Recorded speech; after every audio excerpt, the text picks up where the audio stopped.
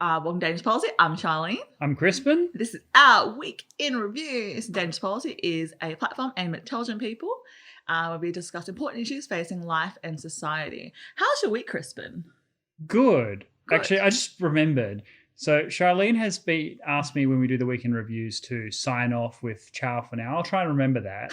But I haven't been doing it with my other videos. I've forgotten 100% of the time so far. So there is a sign off that I'm supposed to do. And if you're not hearing it, that's because I keep forgetting. This time I will remember. Okay, cool. But otherwise, I got cancelled. That was interesting.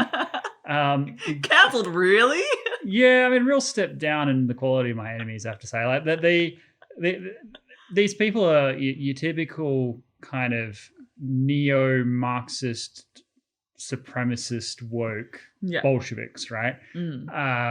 Who love all diversity except diversity of thought.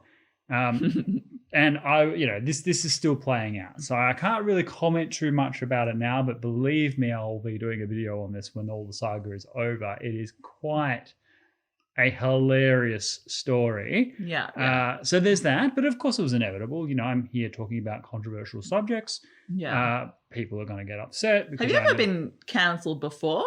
I'm sure you have. Or hasn't really been a thing? Well, not legitimately, but yes.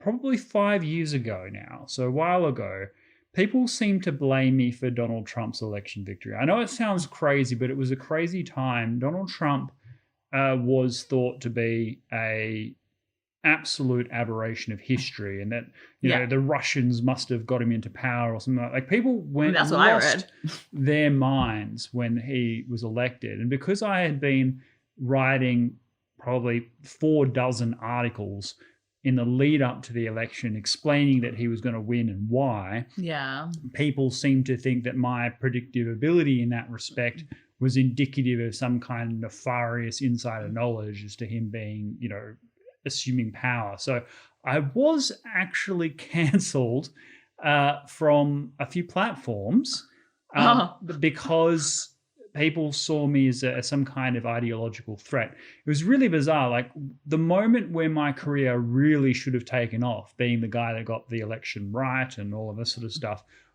it did in some ways. I made a whole lot of new connections and friends, but also it closed off a whole lot of other avenues because the elites, if you like, of which I was at that time a part, were part of the resistance, if you like, people that wanted to fight against Trump at every term and develop Trump derangement syndrome. And since I was not part of that, people saw me as a Trumpist threat. So yes, I was cancelled from those. Now, it has to be said, in recent months, people have been reaching out to me from that era. That has been really nice. People have, I think it's mostly because of the rise of China.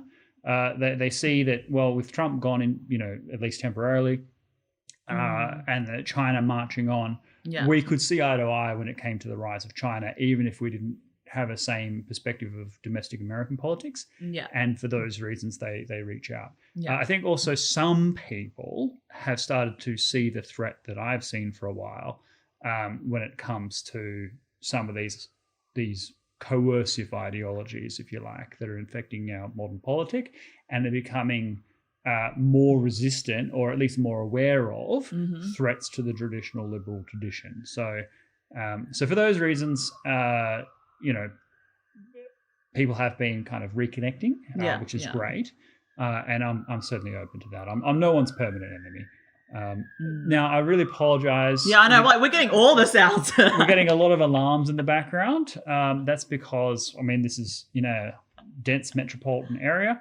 It used to be a problem we get a lot at the old studio, so it hasn't happened much, but this will only happen temporarily. So apologize if you're hearing sort of alarms in your headphones and things like that. It should go away. Yeah, no, for sure. Yeah, it's kind of interesting. Like I'm just surprised we haven't been cancelled yet now. Like every time we publish a video, I'm just like, this is the day we're going to get cancelled.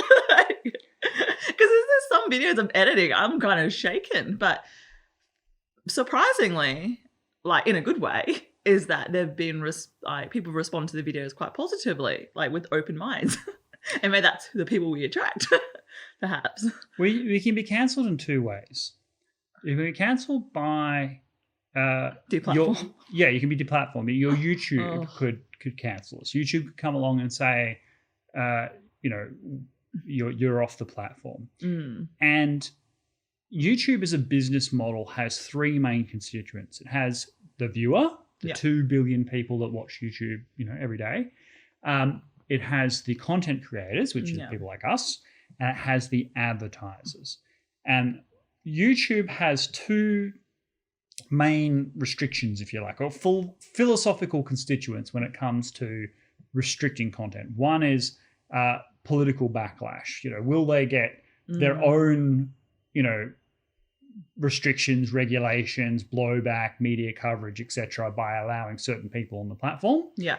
And secondly, will advertisers run away from them if there are certain content creators on the platform? Yeah. Now, both of those we touch on, right? A good example of where one gets affected but not the other is the armchair historian is a historian, young man, kind of looks like Charlene's boyfriend, spoiler alert, who has a channel on YouTube, over 1 million subscribers. But because he focuses on World War II content, and a lot of World War II stuff is not attractive to advertisers, a lot of his content gets demonetized and deranked, right? Because there's no incentive for YouTube to promote his videos unless they're getting advertising dollars. And if advertisers aren't willing to support, things that look at, the Wehrmacht in Kiev, etc., then it hurts YouTube to support the channel. Yeah. Now, this person makes the most anodyne, educative, strictly factual content there is. He has no political agenda from what I could discern at all. Like if I was to sit there and watch him and go, what's his politics? I couldn't tell you. But that's the way in which the YouTube algorithm can punish people because of what advertisers want. But then there are certain commentators which get punished by the general politic, right? So, I might be sitting here, criticizing wokists or Democrats or, authoritarians or whatever, and they could turn to YouTube and say, look at this content you're allowing on your platform. You're giving voice to these, extremists, etc., which of course is absurd. But if you're a business operator at YouTube, then you will take those into consideration. I mean, it comes in masses, then yes, right? Yeah, absolutely. But generally speaking, and I say this in the most general terms, YouTube has been one of the most reluctant platforms to censor actual content creators. They have certainly demonetized channels. They have deranked and removed things from search results and done all kinds of awful things that create kind of shadow banning and that form of censorship. Yeah. But actually chopping people off completely has been relatively rare. Not, totally... not zero. Not zero. Yeah. I can think of a number. I'm not even sure I'm willing to able to name them on YouTube. But I can certainly think of some. And so the big question mark for our channel, as we approach 1,000 subscribers, so what happens with YouTube is once you've hit 1,000 subscribers and have a certain number of watch hours, your channel gets monetized, okay? Now, we have well exceeded the watch hours. You guys are fantastic as an audience who sit down and watch video after video. So we are well and truly there. What we need is the 1,000 subscribers. So please smash that subscribe button if you haven't already, because that really helps the channel. It lets YouTube algorithms know that you like us, so you want to see more of our stuff. And once we hit that 1,000 subscriber channel mark, we allegedly become monetized. Now, YouTube will review our channel when we hit that 1,000 subscribers. Yep. I can think of a few titles that may come up in their review, leaving question marks as to whether or not they're willing to monetize us. Is this advertiser friendly? Is it advertiser friendly? Now, my suspicion is that there will be some videos that are monetized and some that aren't. they will probably, this is just a prediction, I have no idea, but my prediction would be that they'd be willing to monetize the stuff on our Lithuania or Baltic, because it's clear that the algorithm likes that already. So I think not many people are talking about Lithuania. Like, it's such an underrated country. Yes, and that's why it's picked up.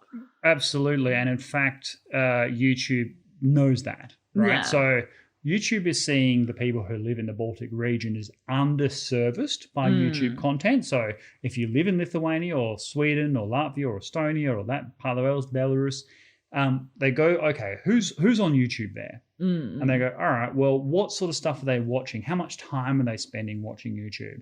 And if they're not getting the view count, then they go, oh, who out there in the creator community is actually making stuff relevant for them, and they get promoted, right? So the algorithm promotes our Baltic content, but of course we want to give our Lithuania viewers a broader content than just that, even though we do love making it. So I suspect that the algorithm will monetize those things because advertisers will pay money for that. Of course, Meghan Markle too.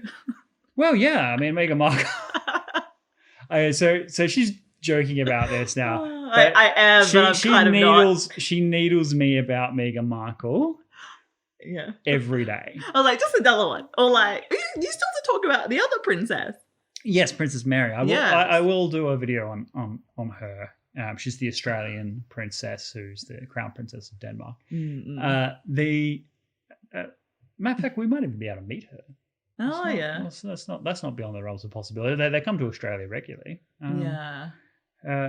So yeah, I mean that's kind of the story. So it just is an oddball. Like of all the content, like that is like the most like celebrity. I don't know what encouraged you. Was it because of Donald Trump's comment? Was that just the thing that made you think about her at that point in time? No, I mean I saw a massive debate about Meghan Markle because people were being very unfair to the British public at that time, right? Because I remember when there was the royal wedding, and all of the panoply of designers and pageantry and all of that was out in the woodwork, and all of the press was all over it, and everyone loved it. And I knew British people who were just glued to the royal wedding, and I'd be like, kind of like I am now. Like, okay, I mean, I don't mind monarchy either, but this is a bit much. And they're like, oh, you're just not in the spirit of this wonderful event. People really were for Meghan Markle. There wasn't this underlying sense of racism and xenophobia that people had. This is all something that they've created. In fact, we could have actually done another video today because Prince Harry, oh my God, I'm going to talk about this some more. Prince Harry today or yesterday came out and said in the United States that he thought the First Amendment of the US Constitution was bonkers, quote unquote. First Amendment being freedom of speech. Now, Ted Cruz had something funny to say. He was like, oh, it's wonderful that he's able to say that. It's kind of a joke, right? Because it's true, right? Like the First Amendment is what allows Prince Harry to say things that are critical of the United States. If you're British, right, and you don't celebrate the royal family, are you not British? Are you kind of like seen as an outcast? Because I feel like it's part of your identity, right? Like, I don't know. That's actually a good question. I mean, I think in certain circles it would be odd. But there's British and there's British. I mean, there's like, because the royal family is somewhat controversial in some parts of the United Kingdom, in the sense that, for example, every successor monarch is the Prince of Wales. So Prince Charles was crowned Prince of Wales at Carnarvon Castle in northern Wales. Okay. Yeah. People, I think, tried to blow up his train at the time because you had these Welsh nationalists who speak Welsh and they want greater independence for Wales. even if they considered themselves British in terms of the United Kingdom, they would see it as a partnership, but not necessarily under the crown. So there's all this kind of like, there is a lot of, what I'm saying is that that's a small number of people, but there is regional difference across the United Kingdom. There is a few members of Parliament who aren't allowed to vote because they're from Northern Ireland, I think from Sinn Féin's party, who refuse to swear allegiance to the Queen. And if you refuse to swear allegiance to the monarch, then you are not allowed to vote in the House of Commons. So there are some quirks. Let's just put it there. Yeah. I will do a video on Northern Ireland, I'm sure, because that's a fascinating subject, and there are real complexities there at the moment with the Democratic Unionist Party kind of unraveling. It's another story. We don't have time for that today, but I will do a video on that. So if you're from Northern Ireland, keep an eye out for that, or from Ireland generally, Republic of Ireland. So Harry is making a lot of enemies, and I mean, obviously, I would joke that the whole first. I mean, it's kind of understandable on one level that a British royal might not like the First Amendment because the entire US Constitution was drafted in order to get rid of the British monarch. They fought a whole war to get rid of them. But they welcomed him there. Oh, yes. It's very unfortunate. I mean, Harry is off doing his woke thing in Los Angeles or whatever. Okay. Yeah, let's change topic. Well, sweet person. You've got a poker tournament coming up, and I want to ask some questions, right? How do you prepare for a poker tournament? Like, what is do you have like a mindset? And I don't know. Okay. I'm not a poker player. I have many poker tournaments, but what she's referring to is the World Poker Tour, which is coming to the Gold Coast. Yes.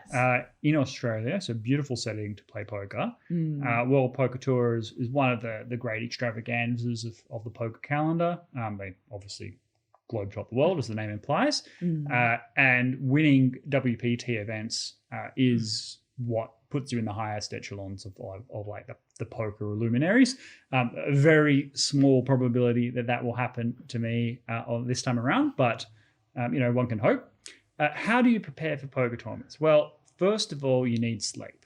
And I said this is just straight up. Poker tournaments, particularly big open field poker tournaments that go for long periods of time, are 15 hours a day of poker. And a part of poker is just endurance. So I think the main event is like a 4 or 5 day event.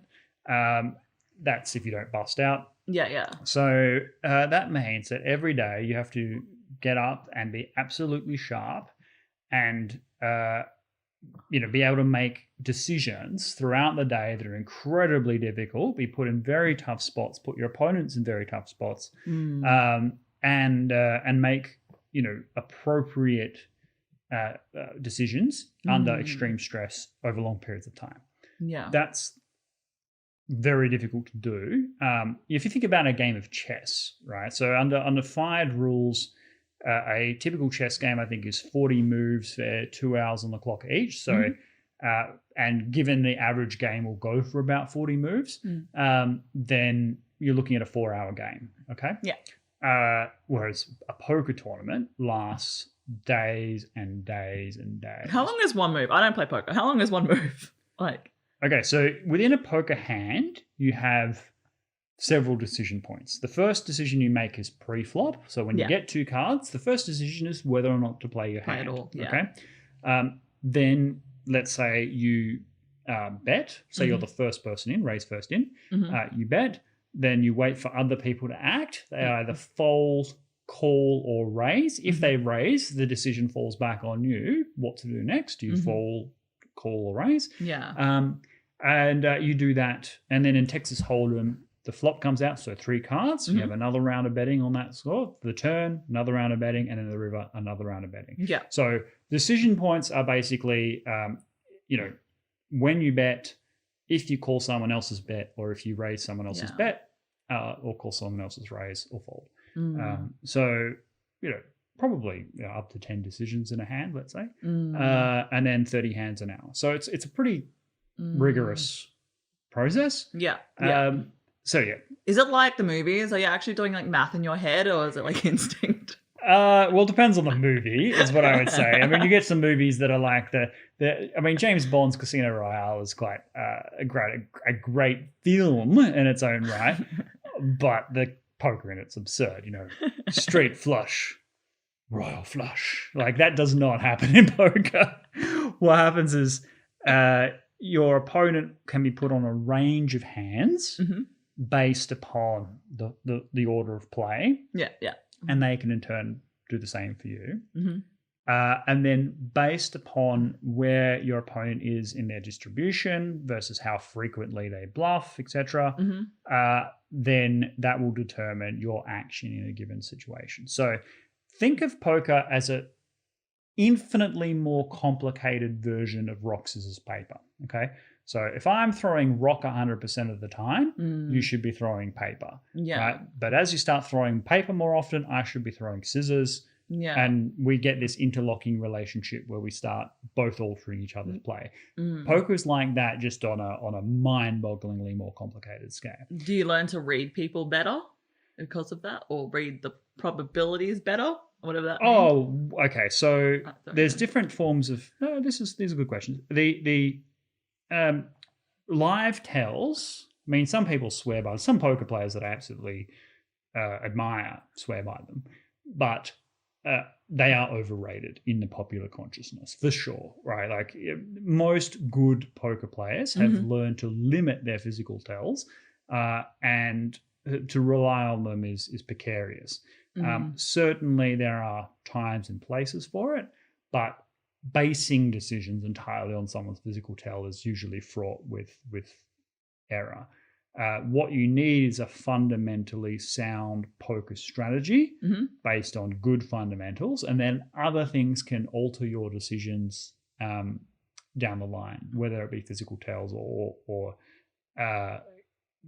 particular play styles of your opponents and things like that, things that might cause you to deviate from that optimal strategy. But yeah, I mean, you certainly do have to think about a lot in any decision. You are thinking about the probabilities and the maths. You are thinking about the frequencies. You are thinking about what your hand appears to be to your opponent. What percentage of time do you need to be right on a decision relative to the size of the pot? How much has people bet in a particular hand? These are all things that are absolutely crucial. What's the order of play? What are the different stack sizes? Are people still to act behind you? What will you do if someone goes all in versus just raises a little bit? These are things you just got to keep in mind. It's a very complicated, and you will make mistakes. I mean, the poker is a game of mistakes, and whoever makes the fewest mistakes is the winner. Interesting. Yeah. So I'm just like, I think so. Don't wear the glasses and the hat and like try to cover up as much as I can. Well, that's all part of the uniform, but actually, when people look at the hoodies and the glasses and the scarves and all of that, yeah, okay, people might be trying to gangster. hold No. their. Well, part of it's that, but part of it's just. I mean, the ideal is to be comfortable. Okay, so you're there for a while. You're there for a long while. You can't afford to be in uncomfortable clothes. I mean, I actually do try and lift this dress standard a bit at the poker table. It's my goal. No, mate, you had one with your hoodie on. Well, but that's the thing. If I'm at a tournament, yeah, because in a cash game it's different. In cash games, you have chips that are representative of the actual monetary value, and you can get up and leave whenever, right? Oh, yeah. So, okay, if you're uncomfortable, you can just get up and go. Whereas in a tournament, you have to be there until you either bust out or collect all the chips. And therefore, you really do need to be in the most relaxed clothes that you can wear in public. Not look homeless. Yeah, so that's where all the hoodies and stuff come from. It's not actually concealing tells, although it has potentially that side benefit. It's basically because people have to be there a long time. And that's what I have to do when I'm there. Yeah. When I listened to a random podcast the other day, they said that poker is like life. Yeah. Because there's just so much probability. I mean, has poker taught you a life lesson? Oh, poker? Okay. Or many? Many life lessons, but you're 100% right. Whoever said that is on the money. So I think this is a truism within the poker community, that poker represents life more so than any other activity because it has all the elements of life. as you say, probability, like your probability of getting, having an accident or having some kind of terrible disease or some kind of windfall, if you, like every single day, you could break down your life by probabilities. What's the probability that the bus will not be there on time? Okay, if the bus runs on time 95% of the time, then 5% of the time it won't be. What is the consequence for you if the bus doesn't run on time? Late for work, like yeah. And then how often does that happen to your life? Like you can actually break all those things down. There's certainly in poker, as in life, an element of luck. Right? You could have an accident tomorrow. Something could happen. Someone could get into some kind of trouble. Yeah. And that would massively distract from whatever it is that you're intending to do. And poker has the same element. There's a lot of luck in poker, as there is in life. And so poker is a really good set of training for recognizing that to a degree you can create your own luck, right? That through enough study, enough work, enough discipline, you can put yourself in situations where you have the highest probability of successful outcome. Yeah, that's what they say, right? Is like, the highest probability. Even if you make all the right decisions, you could still have a poor outcome. Yes. With your bad hand and with, of course, in life. Yes, absolutely. As the famous Star Trek quote goes, it's possible to not make any mistakes and still lose. Because that's life, but having said that, what poker also teaches, I think accurately, is that so much of success is habit, right? Okay. If you institute good poker habits in terms of the way you don't let yourself get distracted, you don't get lazy or bored and do something splashy. Then you will set yourself up for longer term success. And it's the same with life. And also because poker is broken down into a series of micro decisions, that's the same as life, right? So because life is kind of longitudinal, right? Your outcomes are sort of Pareto distribution. You make a small, like if you do 5 minutes of exercise today and tomorrow and the day after, then over the course of a year, that will have a walloping impact on the quality of your physical condition relative if you hadn't done that. I've been practicing 10 push-ups at the gym, like every time I go, and I'm getting better. I can get on my toes now. It's only taken a few months, but I'm like, oh, I can do it on my toes. It's a great example. Okay. But yeah. And so poker is exactly like that. That you teach. And then also, but there are some negatives as well. So poker players are far more nihilistic.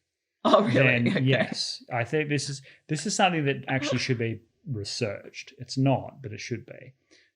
Because in what way? Yeah. Explain. Well, because poker players they understand life to be fairly predictable. Okay, like if you are basically living a mini life day in day out, then your existential angst increases, right? Like you do get the sense that life is meaningless, and thus anything that represents life in this way, where you take the analogy of life consists of probabilities, of luck, of basically replicatable habit over time, and a series of personal decision points, then people do develop real existential crisis, right? They feel like life is totally meaningless because it's so predictable. I mean, if you think about what gives life magic, right? But surely they've like experienced circumstances where like random things occur, right? And low probability events occur. Oh, okay. But if you see, so dry. But if you play enough poker, you'll see them all. Things will not seem impossible anymore. It's very hard to be superstitious and a successful poker player. Are they all single? I've got relationships on very like. No, they're not all single, of course. There are many people in relationships, but it is male dominated. So I would say about 90%, perhaps a bit more, of the poker community are male. which reduces the probability of finding a successful partner. Also, I find that. But why would you date a poker player? Well, that's a good question. So I mean, I have in the past, and it hasn't worked. And I think the reason, and it could just be these individuals. I'm not trying to make generalizations. I'm not saying that I wouldn't date a poker player, but one of the restrictions I think is that it's because poker is so competitive. If you're both poker players, then you might end up competing with one another in ways that are perhaps not healthy. And because poker is a game of variance, there'll always be times when people are going through downswings and upswings and stuff like that. And if they're not, and those won't be parallel, right? So your partner may be going through a massive downswing and you might be going through a massive upswing, or vice versa. And that could potentially create some tensions in the relationship if you are primarily poker players, where, people start to wonder, oh, you're just making bad plays and things like that. And so it can create problems within the relationship. I'm not saying that that's true for everyone. There are some famous poker power couples out there. Even I think the best female player in the world today is in a long-term committed relationship or marriage with another highly successful poker player. So this is common, but I do think it does attract certain competitive personalities, and one of the reasons why it's male dominated is because men, on average, not all the people in the world, but on average, are are more hyper competitive. And thus, if you meet women in that same space, it's hyper competitive. And of course, there are just tensions in terms of gender balances and things like that. I know a lot of poker dealers who date poker players. That's very common. Okay. Well, because I think attractive poker dealers say, because it's particularly true because women, because as I say, most poker players are male, so most of the dynamic is male poker player and female poker dealer working at the casino or whatever. Okay. And I think it's because the female poker dealers can kind of just take their pick, right? So they just find whoever the best poker. I'm reducing the romance here, but I do tend to see that attractive poker player. So attractive poker dealers do tend to date the most successful poker players. So that's how you get a sugar daddy. I figured it out now.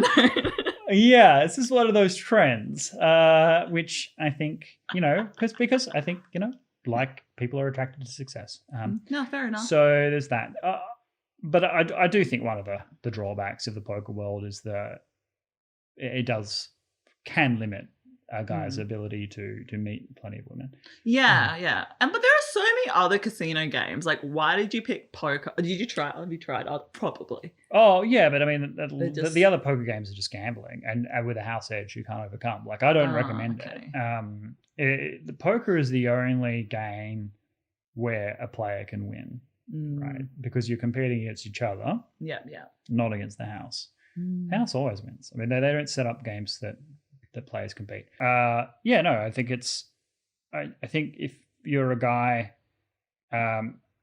you probably do need to get out a bit more if you're playing poker and meet more people if you're not in a relationship. And also I think I'd prefer... But sure, it's a diverse pool, right? Like, or do you find they're all like the kind of same character traits? Oh, no, it's definitely a diverse pool because people play poker for different reasons. Some people play because they're retirees and they like the social aspect of it. Some people play because they're ambitious poker, pros in the making. Some people just like the mental challenge of it. Some people play poker but also do all other forms of gambling. But like playing poker full time, what's the advantages and disadvantages? Oh, well, that'll be a full video for sure. I mean, so playing poker full time, first of all, presupposes that you're a winning player. 95% of people who play poker are losing players. Let's be clear about that. So very few people are playing poker full time. Those that are playing poker full time fall into one of three buckets. People who are filthy rich, who are retired and can endless pot of money. Yeah, and just can play poker because why not, right? And there are people there, definitely, who do that. Enthusiasts, for sure. there are people who are genuinely winning players who can not only afford to play poker and have the bankroll to manage it, but also can cover all of their expenses and, you know, live a life that to which they are wanting to be accustomed, and play poker and make profit from that. That's a small minority. And then there are people that are about to go broke. And everyone is in one of those three categories. So let's presuppose that people are winning professionals. Well, advantage is you can work when you want to work, right? Generally speaking, because but it's not as clear cut as that, because what will happen is there'll be certain games where there are big recreational players who have tons of money, and you know they're going to be playing at a particular table. You walk past and you see them. You weren't intending to play, but suddenly you're like, okay, I know that if I don't play right now, I'm missing out on a ton of value. What's the size? Is it just they're really loud? Lots of size. I mean, it's not to talk about here, but it's but if you're a professional, you would know these things. Okay, fair enough. And so it's not like you're completely free to play when you want to play. Right. So you have to see the opportunity and take it. That's right. There's always opportunity cost. Okay. Obviously, tournaments, you are obviously stuck there until the tournament is over or you bust. So, it's not like you're completely free in terms of your time. Then your sleep patterns are absolutely destroyed because poker happens at all times of the day. You're often playing at very unsociable hours. The most lucrative times to play poker are invariably when people are drunk and at the end of their work life and stuff like that. So Friday night, Saturday night, when your friends are out playing and stuff, you'll be often at the poker table. But you do have control in a way that 9-to-5 jobs just don't allow. That's true. So you're not getting holiday pay, you're not getting sick leave, you're not getting all of those workers' benefits entitlements, you're not getting superannuation and things like that. So all of that's a big cost, particularly over time, unless you're investing yourself. But certainly the ability to say yes to things, like if someone needs help, if you're talking to someone across different time zones or whatever, and you can say, I can put this time aside, no problem. I don't have to go to a boss and ask. You can just do that. The ability to travel. I mean, poker is a thing that people go where the money is. So people do travel all around the world for poker games, and people who play professionally will do that more than most. How frequent do you doubt yourself that you can cover yourself? All of the time for poker players, because what happens is that, and this is the biggest downside to playing poker professionally, is that everybody, no matter how good they are, will go through periods of enormous downswing just through luck and variance. Okay. And things snowball really easily. So people will have a couple of losing sessions. They then might play a bit worse than they normally do because they don't want to be stuck. And then they'll be kicking themselves for making mistakes and blunders that are unbecoming of a professional. And then that might deepen their downswing even more. And then that gets into their head, making poor choices. And then they think to themselves, maybe I'm not really good enough to be a professional poker player. And they start to it creeps into their mental state and their well-being. And certainly there is an irreducible risk that you do go broke. I mean, if you're talking just probabilities, if you're 1 in 100,000 people, well, you could be that 1 in 100,000 that has a 1 in 100,000 run, i.e. you just keep winning, for a long period of time, and you never really understand your true skill level. Or you could be at the other end of that and be like, okay, you could be a fantastic poker player, but literally lose all of your money just through bad luck. I mean, there is a variance range that you have to tolerate.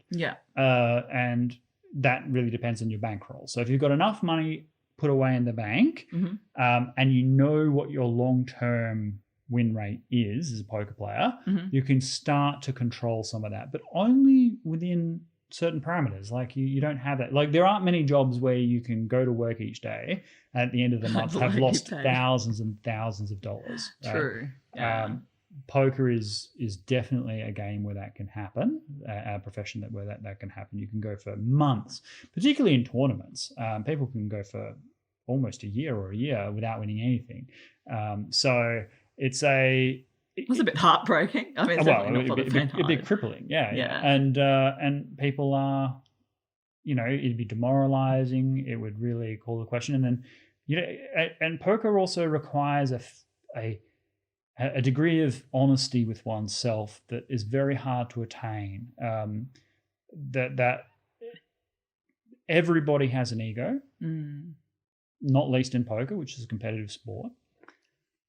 And if you're not the best player, that might take you a while to acknowledge to yourself. It's very easy for poker players to put wins down to skill and losses to bad luck. Okay. And yet you might just be being beaten, right, by better players. And as the saying goes, you might be the 9th best player in the world, but if everyone around the table is the top 8, then you're the fish, right? So it's all relative. It's all on a sliding scale.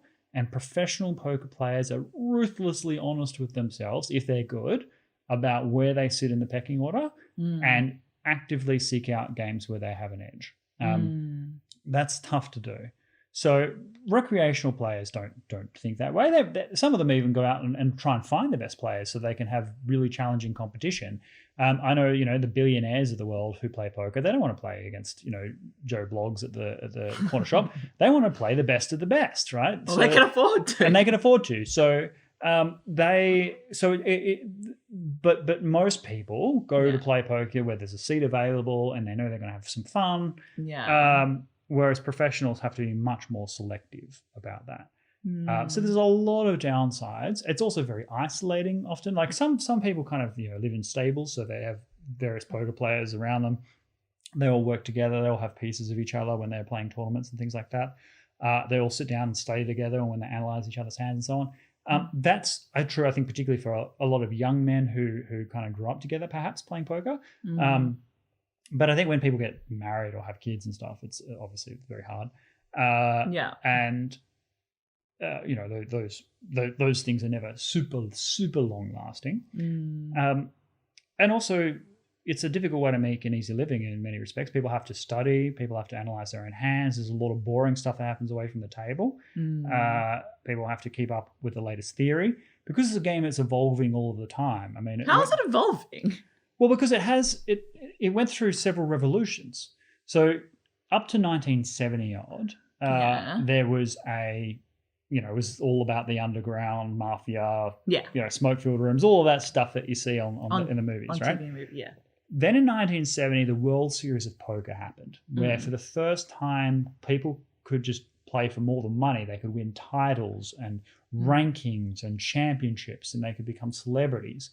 And then in the 1980s and 90s, television innovations of whole card cameras were turned into a spectator sport. So you could see the greats on television and what they were playing with, and people at home could watch them battle it out with each other on television to see who was making better decisions and so forth, which really excited the whole environment. And then when the internet happened, the whole thing went crazy because from the comfort of people's own home, they could play multiple tables, thousands and millions of hands, get really, really good at playing poker because of the massive amount of experience. You get a lifetime experience in months playing multiple tables online. I don't accept that saying because there's more to it, but you could certainly play that number of hands. And then today with supercomputers, self-learning machines, solvers, pushing the absolute frontiers of knowledge when it comes to poker. So people are getting better all of the time. And there is like an optimal way to play poker. We haven't got there yet, but we're getting closer all of the time. So that means that people are always going to have to continue to get better, or others will get better and surpass them. So it's like that graph that's like, ooh, it doesn't quite reach the... Yeah. I mean, will we ever solve Texas No Limit Hold'em? I don't know. With AI, maybe. Yeah, I mean, we'll definitely get to a point where it's impossible for humans to beat them. But will we solve it? Probably eventually. We've already solved limit hold'em with technology. So it depends on the specifics of the game, but yeah, we could. Certainly that won't be relevant for live poker where people are playing each other around a casino table. But that is really tough. People need to do that study and work. So a lot of negatives. I wouldn't recommend it for people. Like if people want to be professional poker players, that requires, I think, minimum like 4 years full-time study. It's like any degree, right? And when I say full-time, I mean full-time. I don't mean like you do it on the side of your, as your personal hobby. It's like whatever time you would otherwise spend it doing 4 or 5 units at uni, you would spend studying the game of poker. And if you did that for 4 or 5 years and you were capable and had a knack for the game, then you could be a professional poker player. But it's not something that happens overnight. People just imagine, people are really good at cards, they'll be professional poker. No, it's like any really difficult thing to do. If it was easy, everyone would do it. Yeah, very true. Yeah, so but those are all the downsides. Plenty of upsides as well. Freedom, opportunity, travel, really interesting. But be interesting people too, because totally attracts the most interesting, like-minded people if they're in poker. Yeah, and I will do some. See, I don't want to make a poker channel, right? Yeah. I do have a dream one day of doing reviews of poker rooms, but that's another story. But I don't want to make a poker channel, but there are a few videos that I will make relating to poker, because it won't be teaching people how to play and things like that, because I don't. Boring. Boring. Also, I did that one video on why you're losing at poker. So basic stuff. But I want to do things about traits of poker players. So, for example, the nihilistic thing that I mentioned before, I find that really interesting, the psychology of poker players. What makes a successful professional poker player in terms of the kind of person they are. Yeah. Because I think that is identifiable. I believe that if I'm talking to a top poker professional, then I kind of feel like I know things about their personality already. And I can talk about that in a video. So that sort of stuff I'll do. But in terms of poker training and learning and stuff, there's endless material out there. You don't need someone like me. There are people that are absolute top echelons who are offering courses and things. Go out there and learn. Yeah, for sure. Yeah. Okay, my brain hurts right now. I'm very happy that I am in a cushy government job. Yes. I mean, it is great to be part of something a little bit more, less risk. I'm very risk averse. Much less risk than poker, that's for sure. Yeah. Yeah. Oh, I want to keep this week in review nice and happy, because I don't really have the brain capacity right now. Christmas decided to do this on a work day, and I'm just kind of like, Yeah. So Charlene is here. Normally we do the recordings on a weekend whenever we can, when people are fresh in the morning, happy. But because I am traveling next week, and I will do some videos while I'm away. Yeah. And so there might not be the same sort of quality production because we'll be on the road. Yeah. But Charlene has very graciously come around to our little studio here after work in order to do the week in review. So many thanks for the dedication she has for our wonderful audience. Yes, need a hustle. One video you did, actually, this is meant to be a week in review, but it's going to be whatever video Charlene wants to pick, is CRISPR, right? Yes, the genetic editing tools. Yes. Someone actually linked to one of the videos to some investment channel. I haven't checked it out yet. I will look it up. Based on people are investing in companies doing biotechnology work. It did look interesting, so I'll check it out. Anyway, I'll let people know if it's any good. Yeah. My question is, right, if it's going to happen, I want to be able to choose. If there's 3 genetic modifications you could do to yourself, what would they be?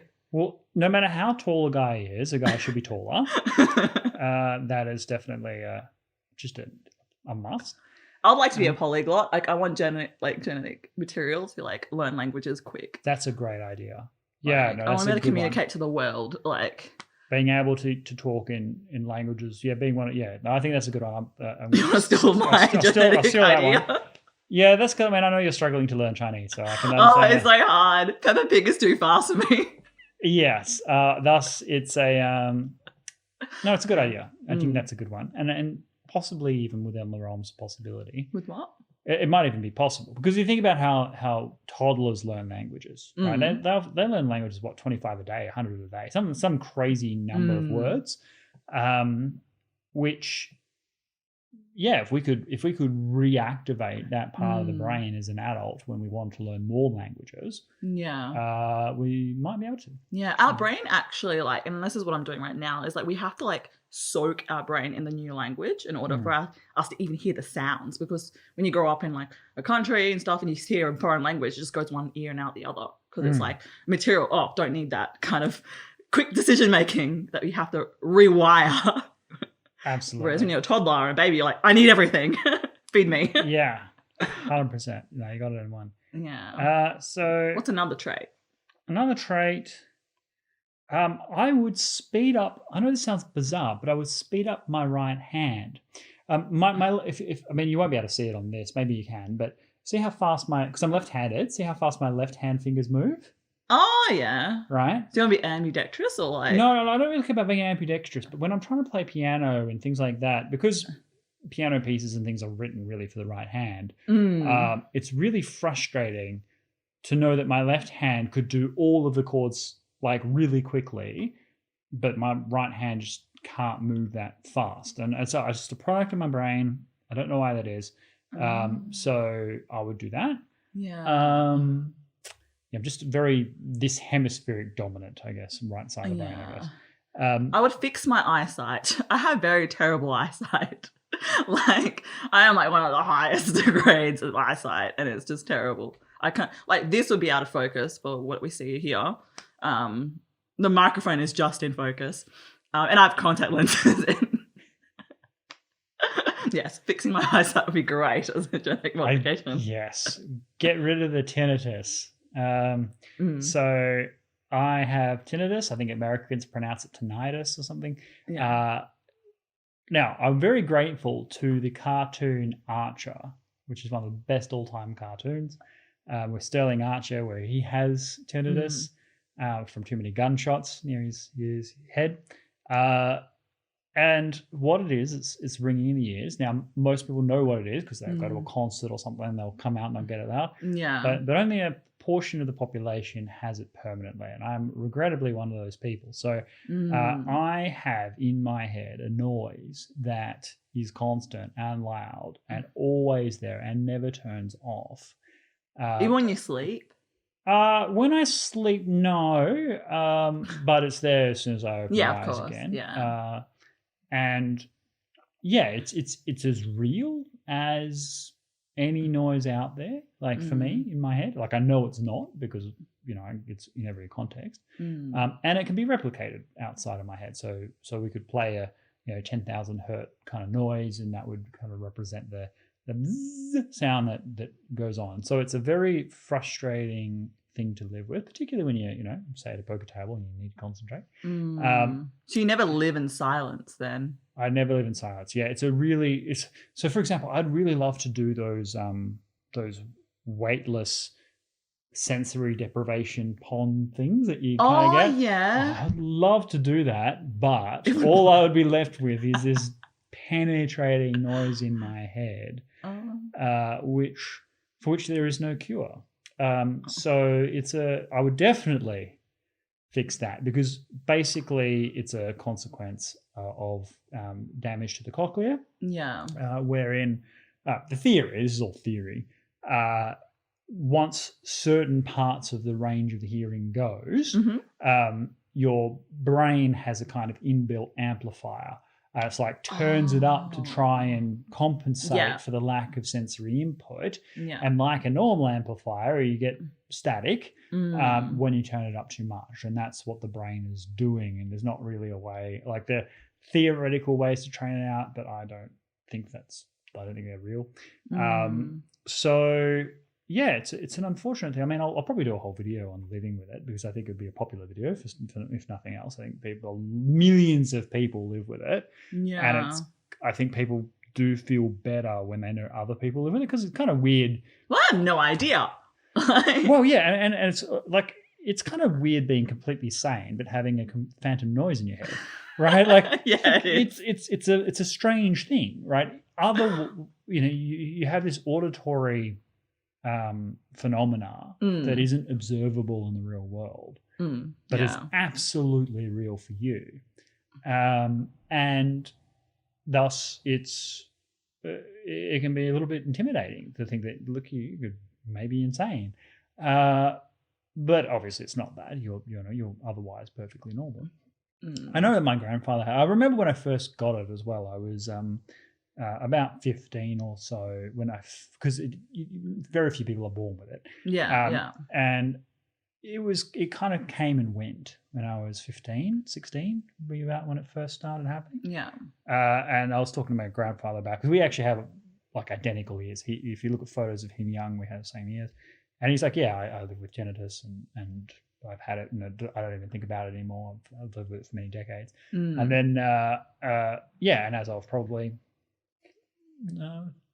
6, 7 years ago, 8 years ago, it just became a constant noise. And sometimes it gets really bad, but most of the time it's just this sort of dull noise in the background that obviously I'm talking about it. So if I'm seeing you concentrate. It's a funny thing. It's because I'm talking about it, I might sound a bit disassociated when I'm talking to the camera as well, because I'm obviously more aware of it when I'm talking about it. It's like when you're talking about breathing, suddenly you're aware of breathing and you start controlling breathing. It's only when you forget about breathing that it kind of becomes natural. So when we move on to other subjects and I get distracted by something, it will go back into the background. But at the moment, it's the loudest thing that I can hear. Okay.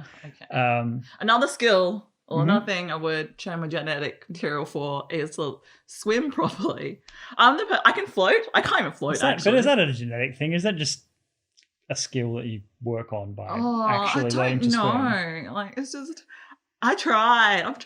I'm just not good at it. I want to be able to swim properly. Because a genetic change would be like, I want to turn my feet into flippers and get gills.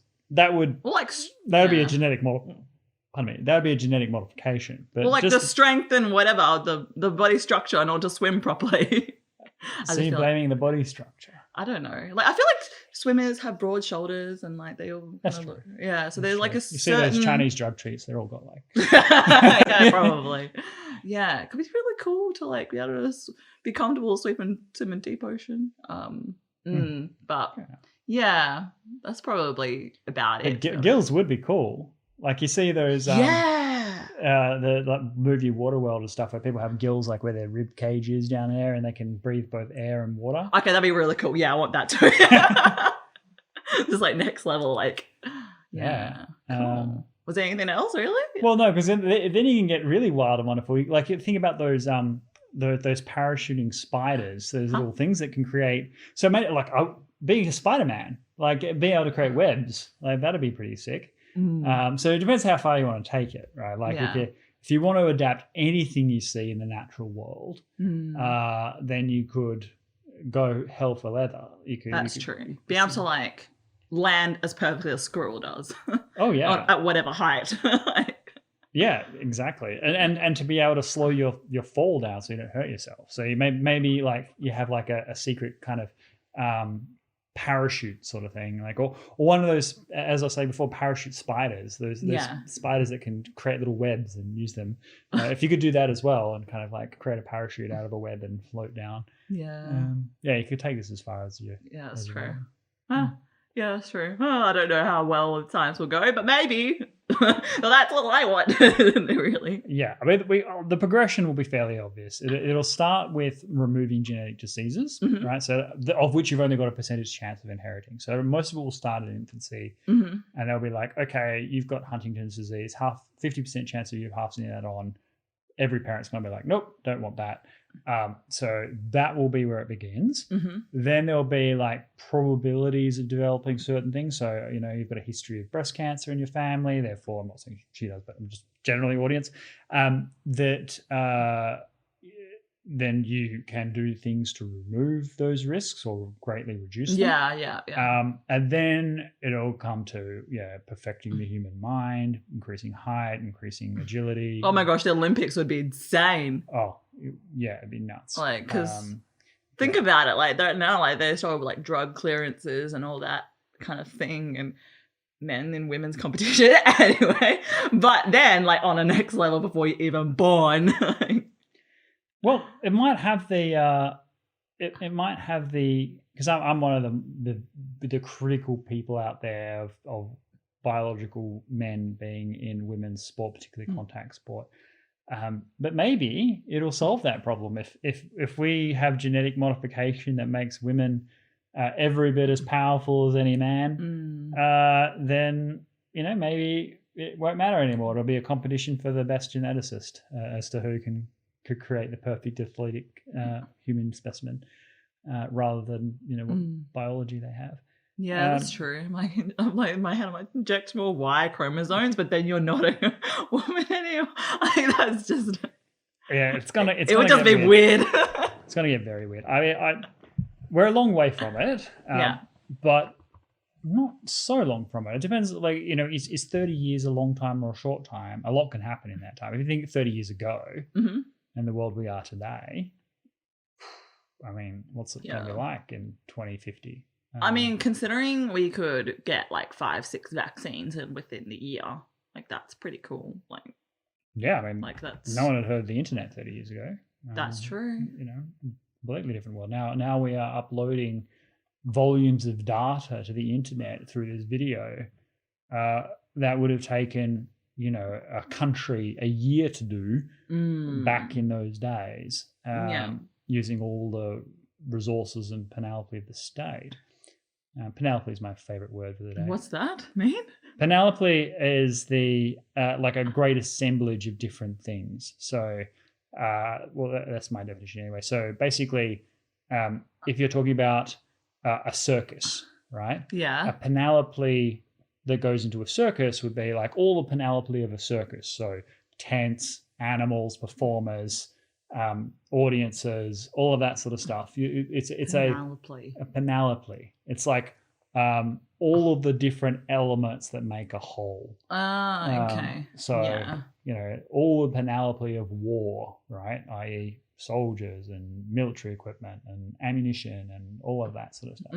It's great. It's a great word, panoply. Yeah. Don't even know how to spell it, but I'll look it up later. Cool. Any final thoughts? Let's wrap this up. Yes, I am deeply concerned about the way the Biden administration is going. I know you want to all be happy and so on positive, but he's so quiet. I don't know what is happening. Well, everything seems to be falling apart in such a short period of time. Gas prices are ridiculously high. Timber prices are like 5-fold what they were under Trump. You could do this all like house prices, food prices. So inflation has gone nuts in the United States. Why? Have you read? Well, there are different reasons for different things. I mean, there was obviously a massive cyber attack that impacted gas pumps in the US. Also, just the tensions in the Middle East have increased. And that's just gas, but there's all these other things as well. I'd have to look into each of the different products.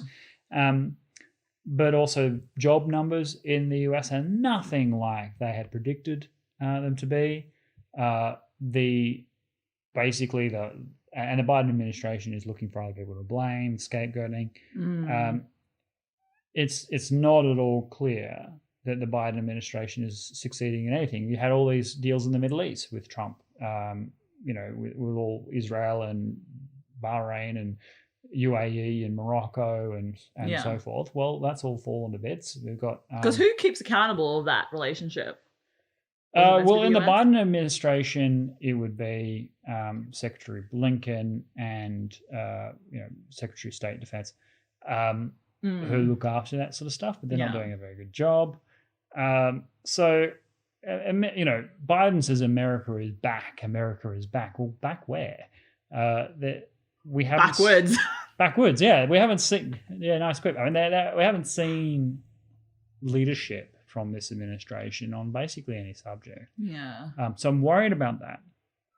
The Chinese did a spectacular troll the other day, which I had to pay. So What do they do? there's a move in the UK, it's been a long-running saga, to ban Shakespeare, the most important literary figure in the history of the English language, one of the people that made English, and for all the reasons you could expect, white man, misogyny, male dominance, patriarchy, more black voices necessary, and so on. And the Chinese government put out a tweet. Like, this all came when this was front page news. Yeah. The Chinese government put out a tweet saying, "Oh, we're teaching Shakespeare in our native language. China is becoming the true custodians of Western liberal tradition." And I was just like, it was a very highbrow kind of troll, right? What they were saying was that you should support China if you care about Western civilization, right? Yeah. Very clever, very droll, and really poking fun at the fact that people in the West are constantly trying to tear the West down.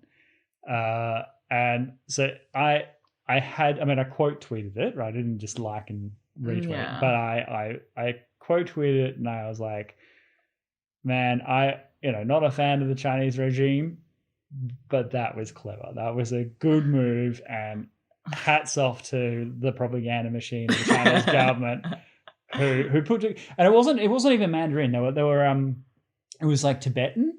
They're like, oh yes, we're teaching Shakespeare in Tibet, right? Like they went 99 degrees.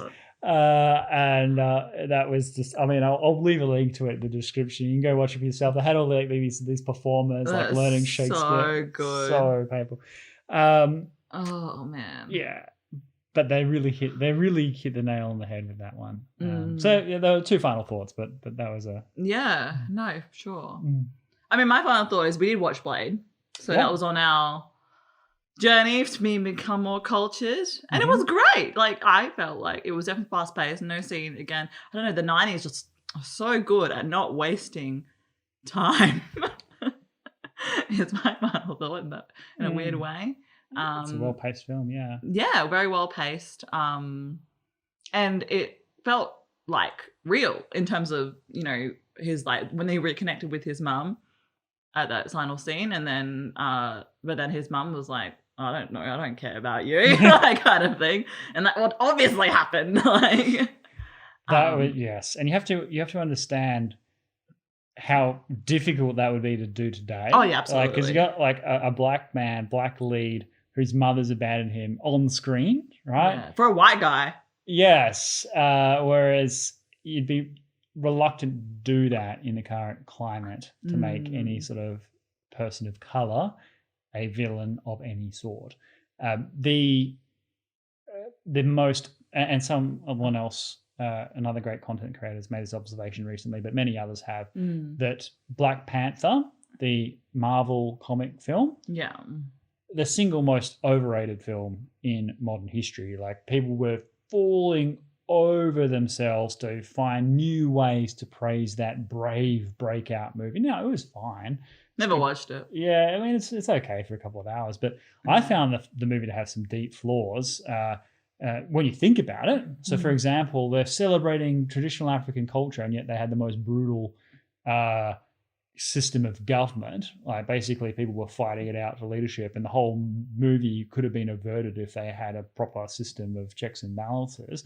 But the whole film was based around people fighting for leadership. So I was like, okay, well, that's a weird thing to celebrate. And then they had this teenage girl. Of course, she was smarter than everybody, smarter than the people with all the PhDs and so on. And she led this research institute. She was like 12 or something. And she had that position by virtue of being the sister of the king. So it was kind of hard. It was very hard to, like, it was a fine movie until you start thinking about it. You just describing it right here, I'm like, that makes no sense. Well, yes, and it's probably the fact that you're not watching it caught up in the second coming. But one of the most common praises was finally a black lead in a comic book film. Can you not? Blade. 90s. Wesley Snipes, pretty black to me. Yeah. Played as a comic book film. Yeah. Stan Lee, the whole bit, Mm. and infinitely better than Black I mean, Panther. that opening scene was intense, man. Oh, the disco scene. Yeah, that became iconic. Yeah. Yeah. I mean, really before good. my time, but yeah. All right. That's all the time we've got for today. I'm going to stop there. All the time we got for today. Any questions, any feedback, please leave them down below. Otherwise, we'll see you next time. Ciao for now.